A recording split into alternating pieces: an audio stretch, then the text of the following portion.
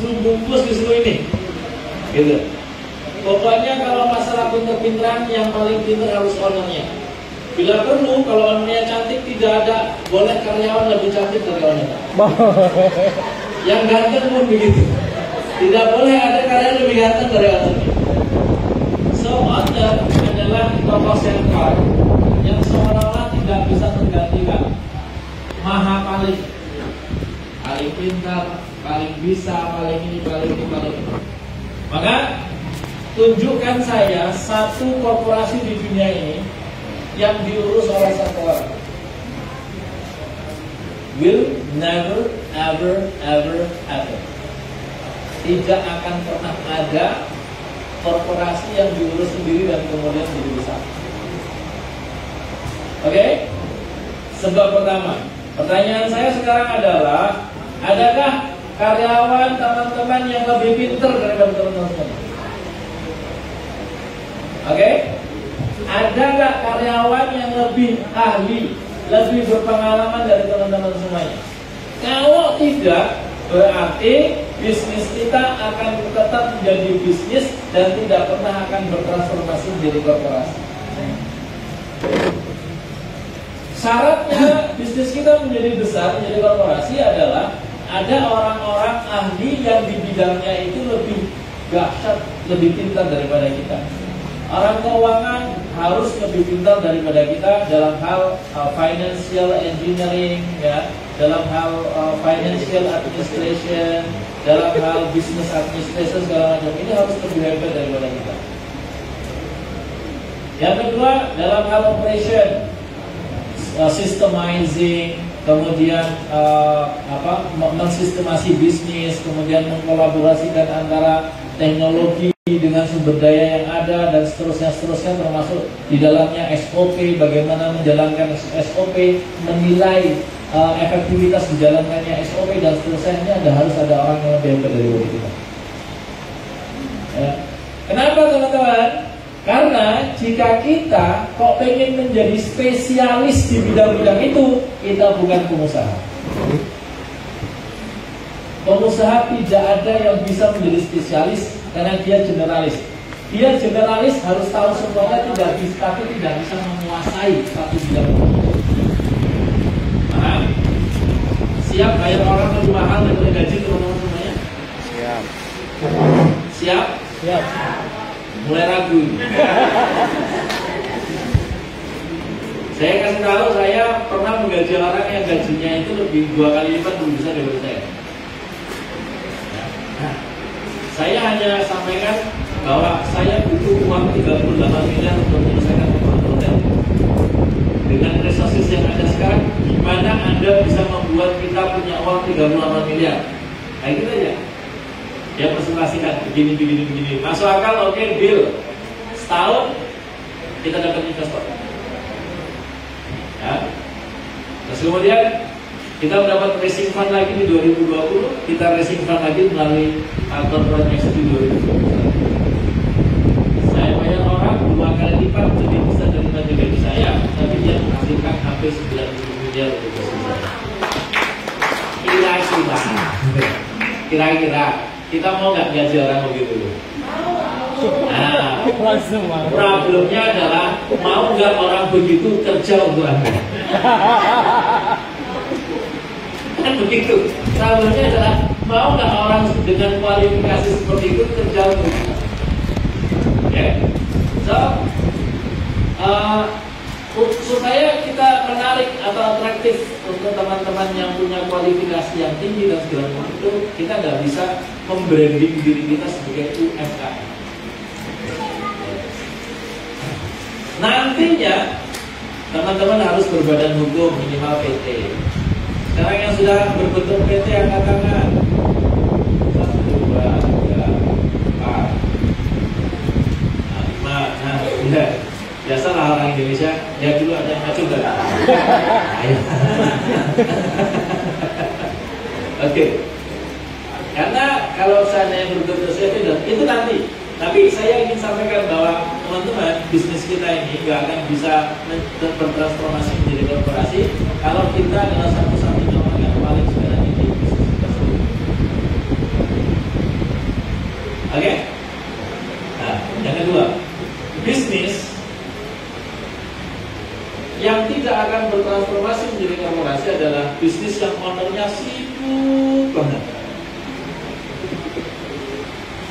terpenjara dalam bisnisnya, melakukan hal-hal teknis sehingga lupa untuk memikirkan hal-hal yang strategis.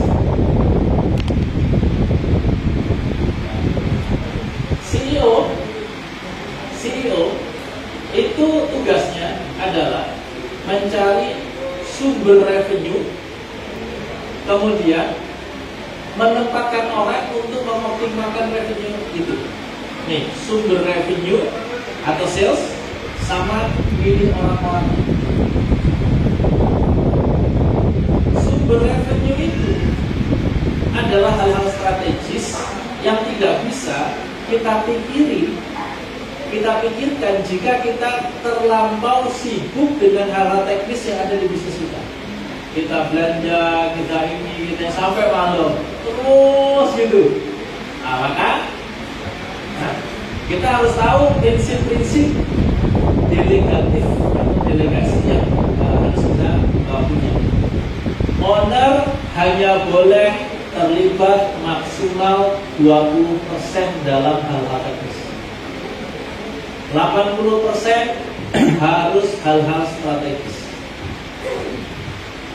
Tadi saya bilang bahwa orang atau CEO atau owner atau bos besar itu seharusnya hanya mikirin dua, yaitu revenue sama orang. Gimana caranya membesarkan revenue? Gimana caranya menduplikasi revenue? Gimana caranya men-triple, double dan segala macam revenue? Ini yang penting. Melalui apa?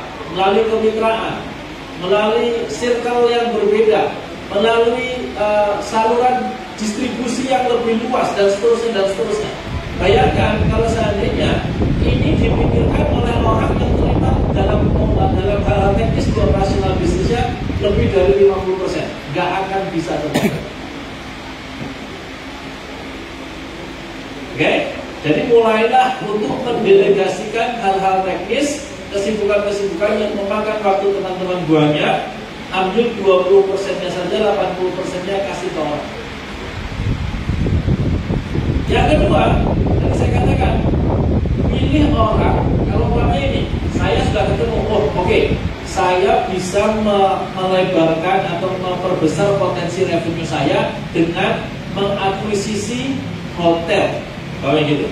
Tapi ini sistemnya lease, sewa. Saya bisa ketemu dengan owner yang sedang mengalami kesulitan dalam mengoperasionalkan hotelnya. Kemudian dia mau menyewakan hotelnya kepada kita. Kalau saya terlibat dalam bisnis 80%, maka saya nggak akan bisa ketemu dengan mereka. Ya.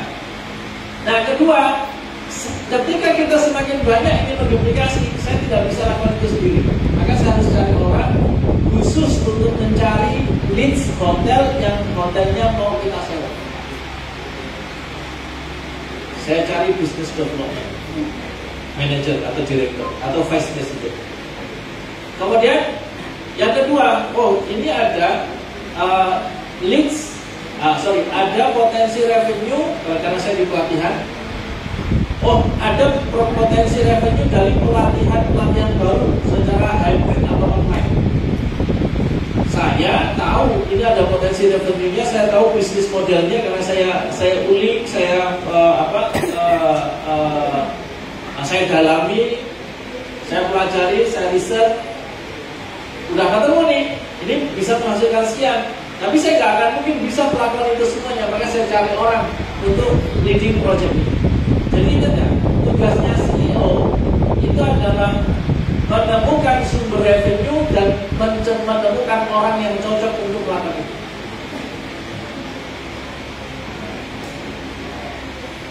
Sampai di sini sudah mulai ngebul. Karena kalau seandainya kita lakukan semuanya sendiri atau kita masih sibuk dengan 80% tugas-tugas operasional kita nggak akan ketemu orang yang kemudian bisa menghandle potensi revenue itu bisa maksimal. Sekarang akhirnya saya punya namanya Vice President Business Development. itu khusus untuk learning, digital learning sama hybrid learning. Untuk operation saya punya orang ini, untuk manager, sales director saya punya orang ini. Menemukan orang ini tidak ada di circle saya, tidak ada. Saya tidak akan ketemu orang-orang ini di circle saya. Yang sebelumnya ketika saya sibuk di bisnis, saya nggak ketemu circle ini. Begitu saya kurangi 80% kesibukan saya di bisnis, kemudian saya mainnya lebih jauh, circle-nya lebih luas, orang-orang baru sering ketemu. Nah ini kemudian saya dapat insight bagaimana mengoptimalkan revenue, kemudian cari orang untuk membuat revenue itu menjadi real. Ya. Yang ketiga, bisnis itu 95%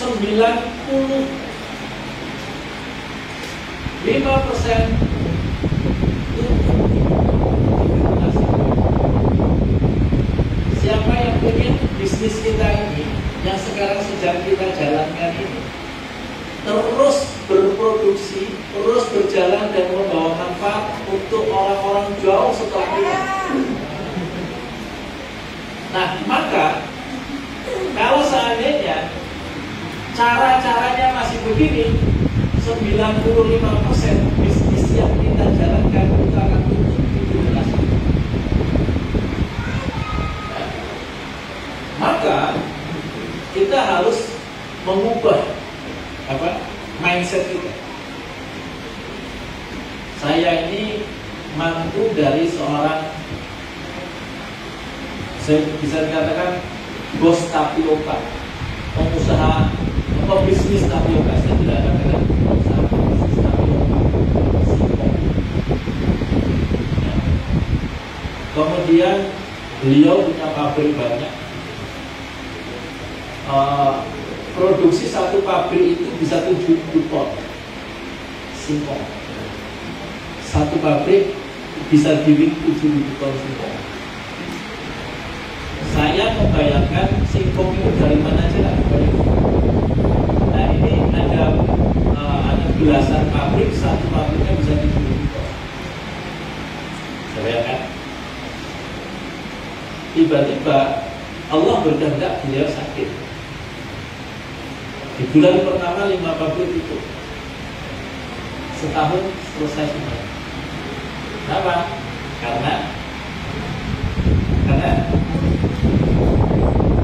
dia dan katanya dia dan Tuhan yang lalu. Database agen-agen singkong yang setiap hari bawa puluhan susu, puluhan truk singkong ke pabrik itu, nggak ada semua orang yang tahu kecuali dia. Sistem giling pabrik itu yang menentukan dia. Penjualan tapioka kemana, ke siapa yang tahu dia. Bisa bayangkan. Ya. Jadi begitu saya jadi mantu tertua. Begitu bapak sakit, saya dipanggil, Eko pegang pabrik. Saya coba pelajari. Begitu saya pelajari, saya tahu ini singkong bisa sampai 7.000 satu pabrik ini, dari izin dari mana? Saya nggak tahu. Semua data kontak itu ke bapak saya tertua itu, semua nama. Siapa yang nyetor dari nama-nama ini? Nggak ada. Kalau kita kan Parjo, agen singkong mana gitu ya? Tidak ada. Suparjo, Subandrio, Andri, nama doang. Jadi yang mana namanya? Kemudian manajemen pabrik ini produk dari pabrik itu ada monggok itu yang napasnya, kemudian nyelot itu yang tepung yang jelek, itu yang dibuat kerupuk-kerupuk murah itu, kemudian tapioka. Nah tiba-tiba begitu beliau nggak pegang, tinggal tapioka sama onggok. Onggoknya mana? Begitu tak produksi beberapa waktu, numpuk itu barang di gudang ratusan ton, ini jual mana? Setelah saya pelajari, saya bilang sama istri, saya nggak sanggup. Kenapa? pabrik itu pasti tutup. Saya bilang gitu. Jangan sampai tutupnya di tangan saya. Ya, apa kata keluarga kalau seandainya pabrik itu tutupnya di tangan saya? Mantu kurang ajar, gitu. Wah, ini kemana kan duitnya macam-macam gitu. Nah, saya bilang saya nggak sanggup. Rapat keluarga, saya bilang saya nggak sanggup. Silakan bagi adik atau paman atau siapapun yang sanggup. Hanya paman lah yang ditunjuk untuk meneruskan pabrik itu. Alhamdulillah. Jadi itu tadi nggak sampai setahun habis loh. Ya, selamat saya. Nggak ditunjuk sebagai menantu yang membuat pabrik terpadu.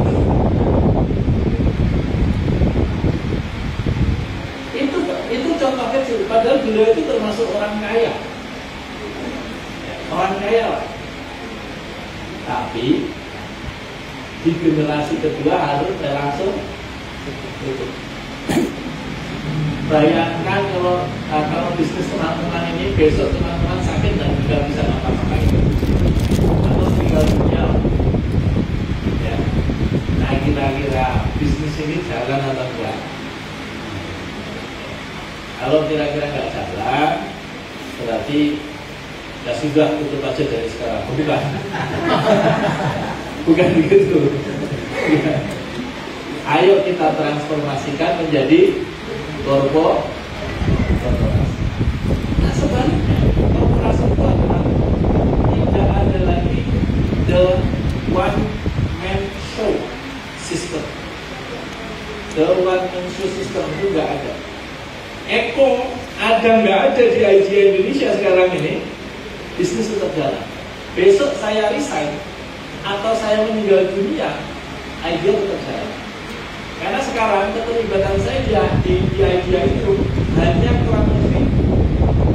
Kalau tadi Pak Dulu bilang, wong kerjanya meeting, ya, meeting aja itu. Jadi kalau ada CEO yang nggak meeting gitu. Ini bahaya. Tapi teman-teman yakinlah bahwa mengurangi 20% itu menjadi 20% rutinitas kita, ya itu membuat kita menjadi orang yang lebih punya hal strategis. Jadi apa? System based operation company. Jadi perusahaan yang yang tidak lagi one man show dan berbasisnya pada sistem. Contoh, kalau saya berpikir dulu gimana ya cara ngawasin operasionalis setiap hari, uang masuk keluar, pengeluaran masuk pengeluaran, maintenance semuanya, gimana caranya? Oh, ternyata gampang sekali. Ada kita sekarang punya namanya komite audit internal. Komite audit internal itu ada satu orang doang nih, satu orang doang. Itu setiap hari itu melakukan random tracing. Pembayaran ke sini, penawarannya umpamanya ya. Kita mau adakan lift, ada 3 vendor penawaran. Kata bagian purchasing, ini Pak, the best offer sudah kita tawarin. Nah, nanti dari internal audit itu kontak mereka. Pak, ya contoh kayak kemarin kita dapat dari manajer kita itu penawaran sekitar 172 juta, 172, 175, 177 gitu. Yang temennya paling akrab itu yang 172 juta supaya itu di-approve. Nah, begitu internal audit kita bekerja, gitu ya, ternyata ada yang jauh lebih murah daripada itu. Jadi ini menjadi menjadi hal sederhana, tapi selama ini nggak bisa. So teman-teman, jangan menjadi sosok paling hebat karena itu paling mudah. Kita akan terpenjara dalam bisnis sehingga kita 100% akan ada dalam bisnis kita, ya. Dan ingat, kalau kita tidak bertransformasi ke korporasi, maka bisnis kita akan berumur seusia kita. Kita tidak ada, maka bisnis kita akan menyusul segera. Paham ya? Nah, itu hal paling dasar. Lanjut. Nah, gimana idea Indonesia kemudian setelah basic mindset itu kita implementasikan? Hal yang pertama adalah saya atau kita sebagai owner tidak membangun kekayaan atau tidak menjadikan kekayaan itu sebagai sumber kekayaan pribadi, tidak menjadikan perusahaan sebagai sumber kekayaan pribadi.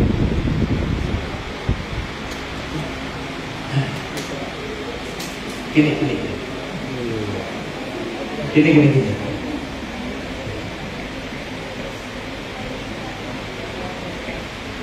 Bisnis sama kekayaan pribadi menurut teman-teman berbeda atau satu yang sama?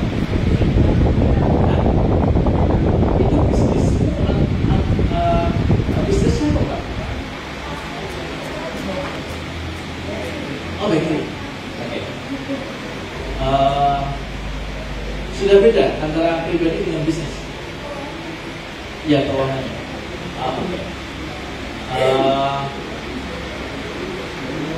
Sewa atau kita sendiri?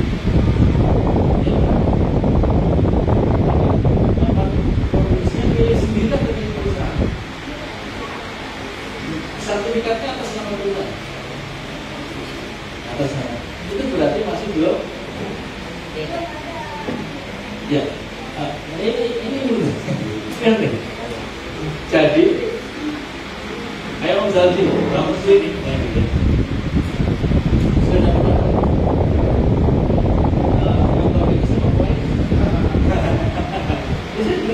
Tukang buka pintu di hotel masalahnya, jadi saya tahu caranya tukang buka pintu klinik saya tahu. Bahkan buka klinik aja saya tahu jalannya.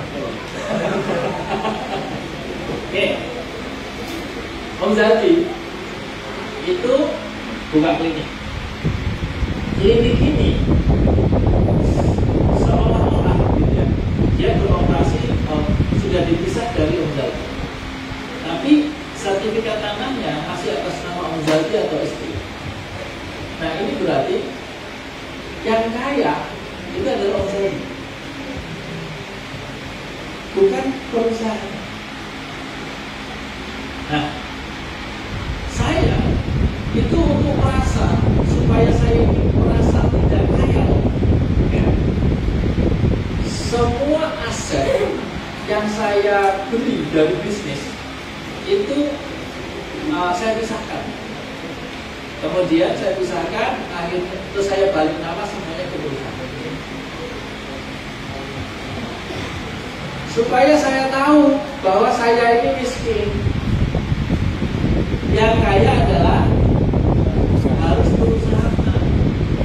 Sehingga kalau saya tahu saya miskin, saya tidak perlu beli mobil mahal.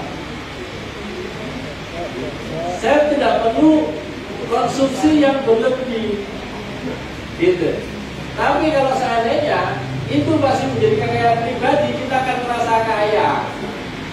Habis buka satu klinik, beli Fortuner dulu, ya, beli Pajero, beli apa, BYD, dan seterusnya. Saya nggak mau Pajero putih, ya.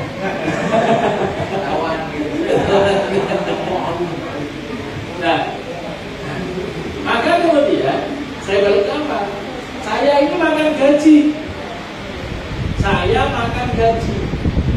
Jadi semua yang ada untuk operasional itu semuanya hasilnya di perusahaan. Saya makan apa yang diberikan perusahaan karena saya menjadi CEO di situ. Sama kalau setiap tahun bagi dividen, ya, bagi dividen 100% punya saya ini ya. Saya kembalikan lagi paling maksimal 30% yang saya ambil. Itulah yang membuat saya akhirnya di idea itu punya aset yang saya kumpulkan. Tanah di tengah kota itu 1,4 hektar. Ya, sekarang valuasinya kurang lebih 24 miliar. Saya bangun hotel, saya bangun restoran, saya bangun asrama, lembaga pendidikan dan seterusnya. Kenapa saya ingin membesarkan perlu?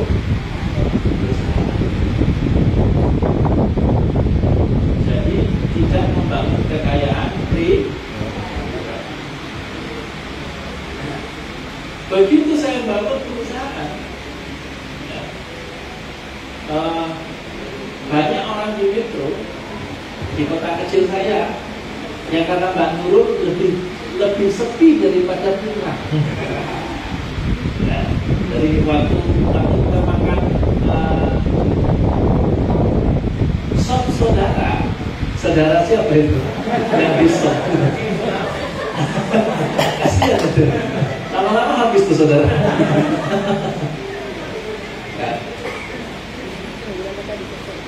Ungkapan pertama Mbak Nurul itu adalah lebih ramai dari metro. Lebih ramai dari kota saya. Dia udah pernah ke saya. Saya itu kampung banget. Di belakang rumah masih banyak kebun. Kita masih bisa tanam kangkung, terong dan seterusnya gitu ya. Jadi ngabisin duit itu ATM jauh kok nggak ada. Ini beneran. Lihat, ATM jauh kok nggak ada. Restoran jam 9 tutup. Jadi makanya kalau mau cepat kaya tinggal di kampung aja lah. Nah, maka di kota kecil itu gitu ya, itu banyak yang nggak tahu bahwa banyak orang sudah tidak mengidentikan bahwa IDEA itu punyanya Indonesia. Jadi kemarin saya isi pembinaan untuk Mulimahan. Mulimahan itu kalau di Jakarta Abang None, Jogja itu Mas Diajen. Kalau di sini apa? Darah daging. Oh, darah dan daging. Oke. Nah gitu. Itu bahkan teman-teman ini anak-anak muda ini sudah tidak tahu kalau saya ini adalah foundernya IDEA. Sudah tidak tahu kalau saya ini CEO-nya IDEA. Jadi IDEA itu dikenal lebih luas daripada foundernya. Ya. Mereknya itu dikenal lebih luas daripada orangnya. Kira-kira gitu. Silakan. Bedanya antara pebisnis dengan pengusaha adalah bisnisnya lebih dikenal dan lebih besar daripada ownernya. Dan di perusahaan tidak ada owner, yang ada adalah shareholder. Jadi kalau yang masih owner itu berarti bisnis. Paham ya? Yang kita bangun fokusnya apa? Kekayaan perusahaan, jangan kekayaan pribadi.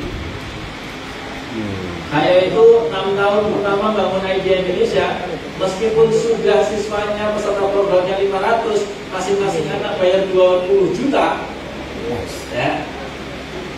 Tapi saya masih pakai bajai pulsa. Itu bajai pulsa, mereka nggak ngerti apa yang saya pegang.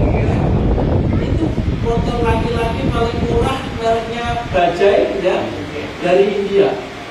Itu murah banget dibandingkan dengan Fiction lah, dan macam-macam. Itu paling murah zaman itu ya, makanya saya beli. 6 tahun pertama saya pakai itu. Kemudian setelah itu saya pakai Grand Limina, tapi bannya nggak kotak loh. Saya pernah disebut ke Pare-Pare itu banyak kotak. Jadi beda sama yang itu Limina. Dari Makassar ke Pare-Pare saya tanya, berapa jam? Ya 3 sampai 4 jam. Akhirnya saya berangkat jam 6 sore sampai jam 1 malam. Karena banyak mata. Semakin gas, nah, itu pun karena terpaksa. Teman saya itu mau haji sekeluarga. Uang untuk melunaskan haji nggak cukup. Datang ke rumah saya titip mobil sambil pinjam uang. Dia bilang gitu, untuk melunasi haji. Untuk melunasi haji masa kita nggak kasih. Pulang haji 1 bulan dia ke rumah saya lagi. Ini BPKB-nya, kalau kamu bayarin aja. Saya beli mobil itu karena terpaksa dengan teman. Ya sudahlah, dia punya mobil gitu ya. Kali itu harganya 146 juta. sampai tahun 2021 ketika saya selesai bangun hotel corporate action berupa IPO, itu baru saya beli. Kenapa? Karena secara pribadi waktu itu saya sudah ikut kaya. Saya ikut kaya, kenapa? Nah, karena perusahaan yang saya dirikan itu, LKP yang saya dirikan itu pada saat tahun 2021, 3 bulan setelah IPO, valuasinya 287 miliar. Maka, dan saya punya 40%. Karena saya punya 40% kan saya sudah mulai agak kaya gitu. Nah dari situ saya ambil beberapa uang cash, saya belikan mobil. Istri saya tanya, yang pengen mobil apa? Pajero. Saya kasih Pajero baru Black Edition. Nggak putih mas. Yang putih itu untuk dokter hewan. Terus kemudian saya sendiri, saya pengen Fortuner, ya udah saya beli Fortuner. Terus kata orang yang lebih kaya, mas ikutan yuk, bidding ngasih baru, harganya diskon, saya beli. Kemudian kata investor saya, mas kalau dulu ya jangan pakainya lah, pakai Alphard atau Velfire gitu. Saya beli. 6 bulan saya bosan semua. Karena dasarnya biasanya pakai pulsa. Kemudian akhirnya punya mobil banyak. Yang buat bosan pertama kali adalah pajaknya gede kan. Pajaknya gede. Jadi ini nggak diapa-apain, kita suruh majekin gitu. Oh, lumayan juga ya. Pajero Black Edition itu 21 juta. Kemudian Velfire itu 18 juta berapa. Ini sekali pajak gede banget ini. Gaji saya nggak cukup. Akhirnya, saya jual. Ya, kan? Ingat ya, kayakan dulu perusahaan, bangun perusahaan. Saya puasa itu 6 tahun pakai apa? Belajar terus. Nah, jadi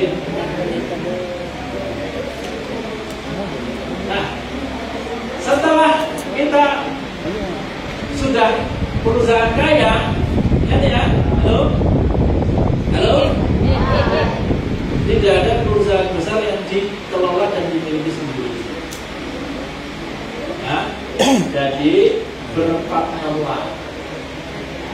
Saya di Idea Indonesia ketika sendiri itu hanya satu di Lampung. Ya, begitu saya berpartner, sekarang sudah 7 operated di hotel dari 3 sampai bintang 3 sampai bintang 5, dan dalam waktu dekat ini kita akan buka 2 lagi di Jakarta. Target saya 20. Habis itu pensiun. Tetapnya berapa targetnya? 100. Ya. Tapi gimana kalau investor datang dari Indonesia?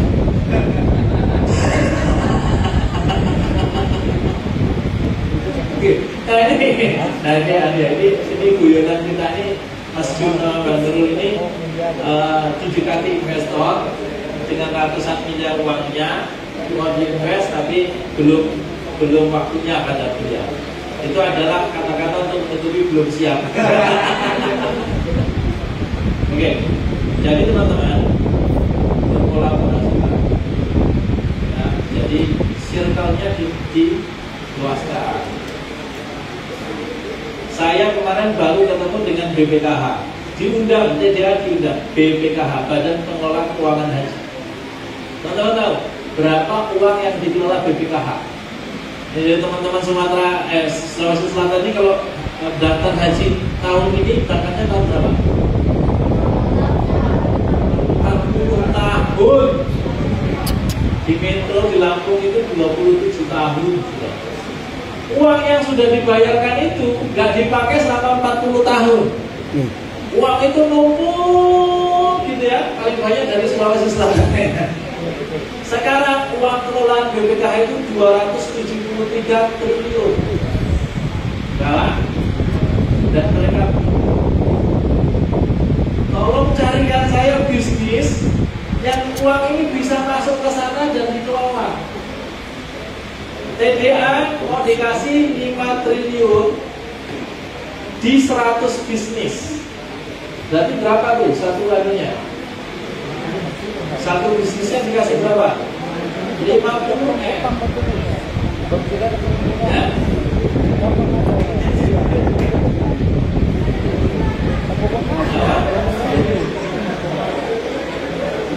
Nah, rata-rata gitu ya.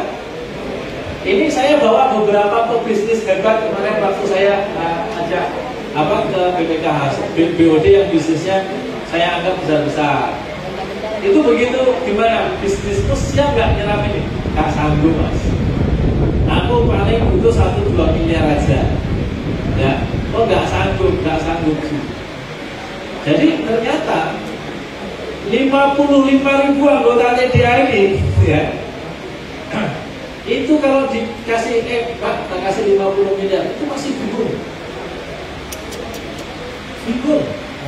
Untuk apa ini? Dan mereka hanya minta return 8% setahun. 8% setahun. Jauh lebih rendah daripada Pak. Sedikit lebih tinggi daripada KUR. Ya, apa saya? Kalau masalah utang saya paham. Ya, banyak di luar sana uang yang beredar dan butuh kita, tapi kita ini nggak siap menyerap. Maka saya itu campaign besar-besaran gitu ya. Ayo GWS.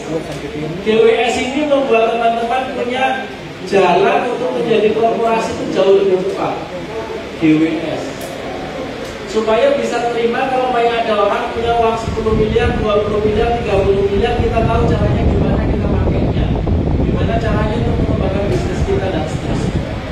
Nah sekarang ini dari 55.000 peserta GWS kita baru 300-an.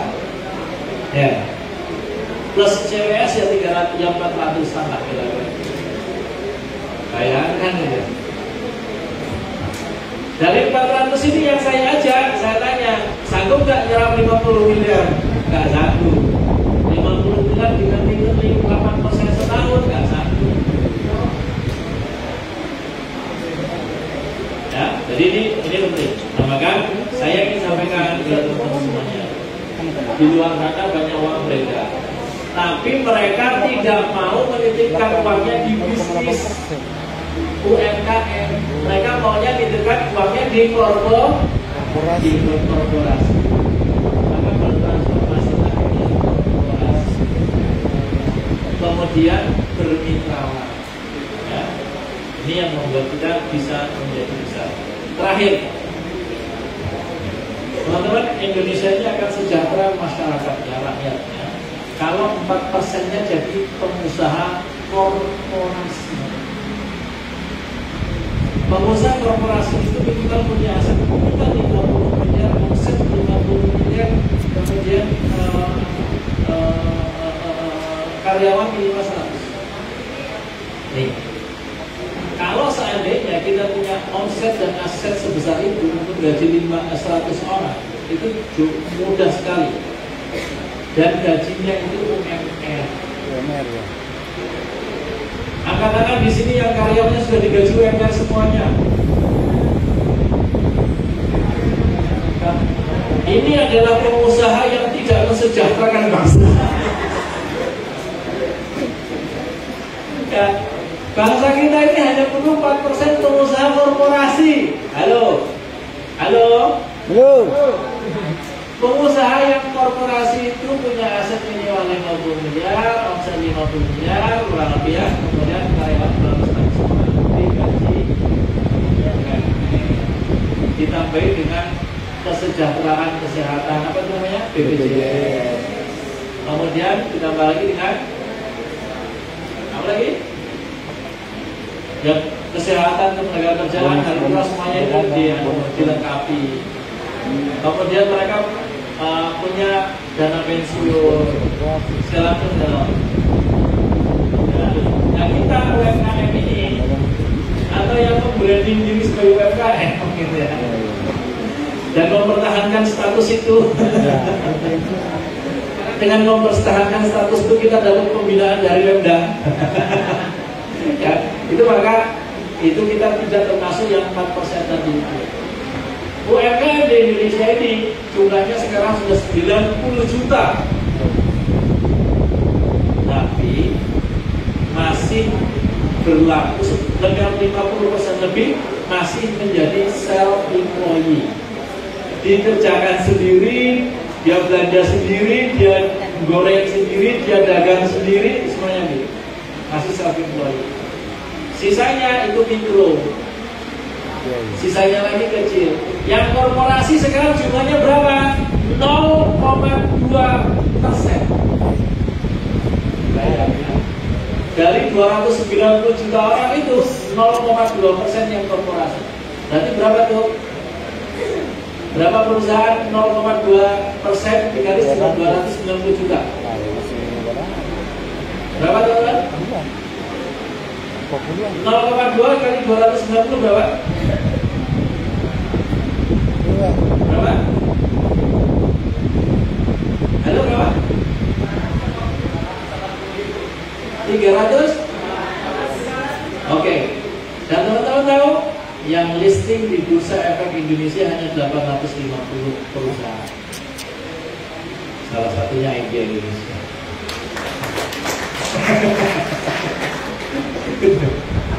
Saya ingin sampaikan 850 perusahaan ini menguasai perputaran uang 12.000 triliun. 12.000 triliun uang di Indonesia. Ya kan? Ya, maka mereka pasti korporasi. Korporasi yang listing yang korporasi di luar listing banyak juga, ratusan ribu. Tapi kan itu belum mampu mensejahterakan seluruh rakyat itu, karena jumlahnya masih 0,2, harusnya 4%. Saya harap dari 4% ini muncul pengusaha korporasi dari kita. Ikuti aja lah pokoknya MWS, DWS, ya. MWS itu yang 9 workshop series, itu yang leadership, yang membangun tim, yang sales, yang marketing, yang branding, yang keuangan, semuanya itu selesaikan, implementasikan di bisnis, bisa mudah menjadi bersekali lebih. Nanti setelah itu di DWS, DWS mempersiapkan bisnis teman-teman jadi korporasi. Setelah korporasi, lakukan corporate action. Di TDA semua sekarang sudah ada. Nah, tinggal Mbak Ketua, tugasnya Mbak Ketua dan teman-teman pengurus adalah memastikan semua teman-teman yang hadir di sini belajar secara tuntas. Terus kemudian naik levelnya ke grup. Nanti belajar lagi grup workshop series, naik levelnya ke korporasi. Maka saya harap pengurusan 8.0 ini tinggal 1 tahun. Nah, makanya saya berharap teman-teman kayak Mas Jun gitu ya, meneruskan programnya menjadi presiden 9.0 gitu ya. Kayak Om Saiful gitu ya, itu jadi terus kemudian daerah-daerah ini yang wilayah. Ya, jadi proses kontribusi kepada TDA itu terus berkesinambungan. Saya kira itu. Kalau ada pertanyaan saya kembalikan dulu ke Mbak MC. Kalau nggak ada, saya lebih bersyukur. Assalamualaikum warahmatullahi wabarakatuh.